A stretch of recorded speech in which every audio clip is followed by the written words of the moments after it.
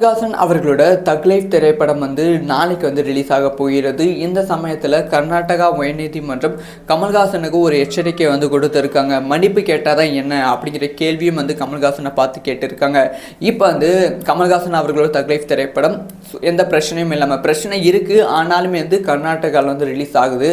Release ஆனால் என்னென்ன பிரச்சனைகள் வெடிக்கும், ரிலீஸ் ஆகாமல் போனால் எந்த அளவுக்கு கமல்ஹாசனை தாண்டி பல பேருக்கு நஷ்டம் கொடுக்க போகிறது, டீட்டெயிலாக பேச போகிறோம். அதாவது கமல்ஹாசன் அவர்கள் கன்னட மொழியை பற்றி தப்பாக பேசல, தமிழ் மொழியிலிருந்து கன்னட மொழி பிரிந்து விட்டது அப்படிங்கிற ஒரு விஷயத்தை சொல்லியிருக்கிறாங்க. இது படத்துக்கு ஒரு ப்ரொமோஷன் ஸ்ட்ராட்டஜியாகவும் கமல்ஹாசன் அவர்கள் அவ்வளோ சூப்பராக யூஸ் பண்ணிகிட்டு இருக்காங்க. எந்த இடத்துலையுமே மன்னிப்பு கேட்காம தொடர்ந்து நான் பேசுனது கரெக்டு தான் ஸோ அப்படிங்கிற விஷயத்த முழுசாக நம்பிக்கையோடு சொல்லிகிட்டே இருக்காங்க. இப்போ கர்நாடகா உயர்நீதிமன்றம் என்ன கேள்வி கேட்டிருக்காங்கன்னா, மன்னிப்பு கேட்டால் தான் என்ன, ஸோ நீங்கள் என்ன மொழிபெயர்ப்பாளரா இல்லை உங்களுக்கு வரலாறு தெரியுமா, ஸோ நீங்கள் எப்படி கன்னட மொழி தமிழிலிருந்து வந்தது அப்படின்னு நீங்கள் சொல்லலாம், அப்படி இப்படின்னு கேள்விகள் கேட்டிருக்காங்க. இன்னைக்கு மத்தியானம் 2 மணிக்கு இதுக்கான தீர்ப்பு வரப்போகிறது.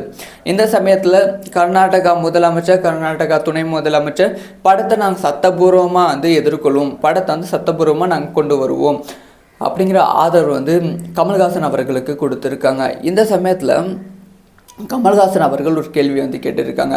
அதாவது நான் பேசுனதில் எந்த தப்பும் கிடையவே கிடையாது, நான் உண்மையாக தான் பேசினேன். எல்லாத்துக்குமே தெரியும், உலகத்தில் முதல் வந்த மொழி தமிழ் மொழி தான், ரொம்ப பழமையான மொழி தமிழ் மொழி தான். இதை நம்ம பிரைம் மினிஸ்டர் மோடி அவர்களே சொல்லியிருக்காங்க. அதனால் நீங்கள் மோடி மீது வழக்கு போடுவீங்களா அப்படிங்கிற கேள்வியை கேட்டிருக்காங்க.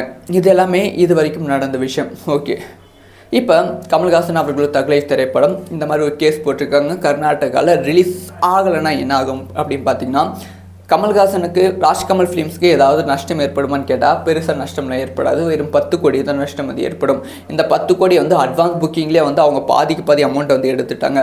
அட்வான்ஸ் புக்கிங்லேயே 20 கோடி தக் லைஃப் திரைப்படம் டச் பண்ணி விட்டது. ஆனால் யாருக்கு பெரிய நஷ்டம் ஏற்பட போகுதுன்னா, படத்தை வாங்கிய கர்நாடகா டிஸ்ட்ரிபியூட்டர்ஸ். படத்தை 20 கோடி கொடுத்து கர்நாடகாவில் வாங்கியிருக்காங்க. படத்துக்காக ப்ரொமோஷன் ஒர்க்கும் அந்த டிஸ்ட்ரிபியூட்டர்ஸ் பண்ணியிருக்காங்க. கர்நாடகா திரையரங்குகளும் இந்த திரைப்படத்தை வாங்கியிருக்காங்க. எப்படி ஒரு வாரத்துக்கு முன்னாடியே வாங்கிட்டாங்க. இந்த சமயத்தில் படத்தை கமல்ஹாசன் அவர்களோட ஒருவரால் அவரோட திமிரால் மட்டும் இந்த கமல்ஹாசன் பேசுனது கரெக்டு, நான் இப்படி தான் இருப்பேன், 10 கோடி போனால் போகட்டும் அப்படி சொல்லி கமல்ஹாசன் அவர்கள் அப்படின்னா டிஸ்ட்ரிபியூட்டர்ஸ்க்கு லாஸு, கர்நாடகா திரையரங்க உரிமையாளர்களுக்கு லாஸு, இந்த மாதிரி பல பேருக்கு லாஸ் ஆக போகிறது. சரி, கமல்ஹாசன் அவர்கள் மன்னிப்பும் கேட்கல, ஆனால் படம் சப்போர்ட் பண்ணி படத்தை ரிலீஸ் பண்ணிடுறாங்க, கர்நாடகாவில் ரிலீஸ் பண்ணுறாங்க. அப்போ என்ன பிரச்சனை வரும்னு கேட்டிங்கன்னா, கர்நாடகாவில் படம் ஓடவே ஓடாது. படத்தை இந்த தலைவா படத்துக்கு என்ன பிரச்சனை பண்ணாங்க, அதே பிரச்சனை கர்நாடகாவில் வெடிக்கும். முக்கியமாக நாங்கள் திரையரங்க உடைப்போம், அப்படி இப்படியும் பல பிரச்சனைகள் பண்ணுவதற்கான வாய்ப்புகள் இருக்குது. இதில் இன்னொரு பயங்கரமான விஷயம் என்னென்னா, இந்த கமல்ஹாசன் அவர்களோட தக் லைஃப் திரைப்படத்தை வாங்கின டிஸ்ட்ரிபியூட்டர் தான் ஜனநாயகம் திரைப்படத்தையும் கர்நாடகாவில் வாங்கியிருக்காங்க. அதனால் நாங்கள் விஜய் அவர்களோட ஜனநாயகம் திரைப்படத்தையும் கர்நாடகாவில் ரிலீஸ் பண்ண விட மாட்டோம் அப்படிங்கிற ஒரு எச்சரிக்கை விட்டு இருக்காங்க அப்படிங்கிற செய்திகள் எல்லாமே கிடைத்திருக்கு.